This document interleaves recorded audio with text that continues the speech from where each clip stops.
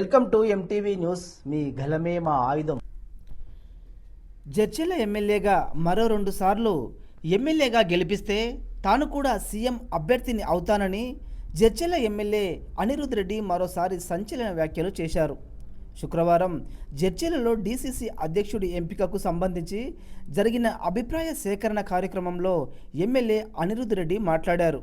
రాష్ట్రంలో మంత్రుల నియోజకవర్గాలకే నిధులు వెళుతున్నాయని, ఒకసారి కొడంగల్ అసెంబ్లీ నియోజకవర్గాన్ని చూస్తే ముఖ్యమంత్రి రేవంత్ రెడ్డి సీఎం కావడం వల్ల దాదాపుగా 5,000 కోట్లతో అభివృద్ధి పనులు జరుగుతున్నాయన్నారు.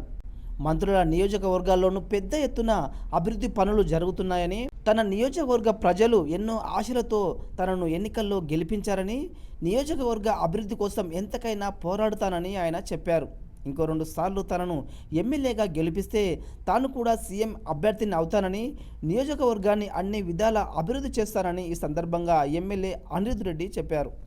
నేను కూడా చెప్తున్నాను, జడ్జల నుండి నన్ను ఇంకో 2 సార్లు గెలిపియండి, నేను కూడా సీఎం అభివృద్ధి అవుతాను. సాయం 2 సార్లు గెలిపియండి, సాయం కూడా సీఎం అభివృద్ధి అవుతాడు. అంటే కాంగ్రెస్ పార్టీలో ఎవరికైనా కానీ అవకాశం వస్తుందని చెప్పి మీకు తెలియజేస్తున్నాను. ఇప్పుడు సీఎం రేవంత్ రెడ్డి గారు మన జిల్లా మా మిడ్జిల్ మండలం నుంచి ఫస్ట్ టైం జెడ్పీటీసీ గెలిచింది సీఎం రేవంత్ రెడ్డి గారు. నా కాన్స్టిట్యున్సీ మిడ్జిల్ మండలం నుంచి. ఈరోజు మిడ్జిల్ మండలం అందరూ ఇక్కడ ఉండదు. వాళ్ళు గెలిపిస్తే ఈరోజు ఆయన సీఎంగా మన రాష్ట్రానికి, మన జిల్లా నుండి సీఎంగా అయినారు. మాకు అదృష్టం.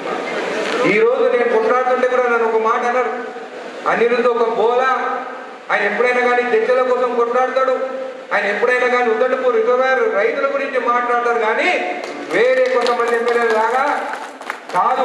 టీఆర్ఎస్ ఎమ్మెల్యేలు అయితే వాళ్ళు పోయి కాంట్రాక్టర్ల పైసలు అడుగుతారు, కానీ అనిరుద్ధ్ కానీ మన కాంగ్రెస్ పార్టీ ఆయన వచ్చి మన కార్యకర్తల గురించి, రైతుల గురించి మాట్లాడతారని చెప్పి ఒక మంచి అభిప్రాయం మన జడ్చర్ల నియోజకవర్గం ఉన్నది.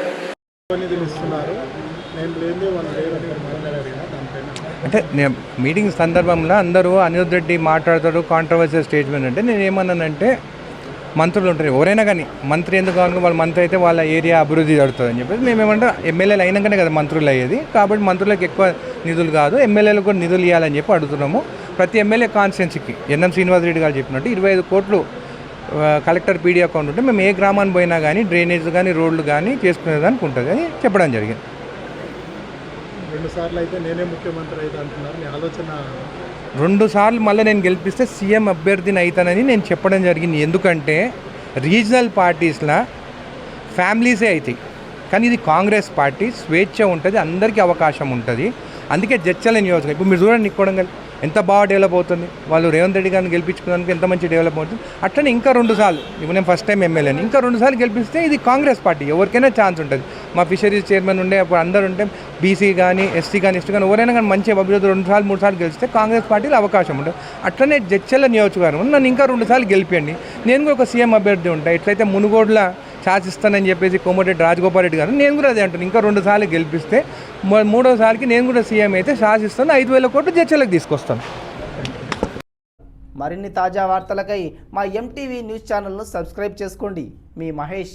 ఎంటీవీ న్యూస్, మీ గలమే మా ఆయుధం.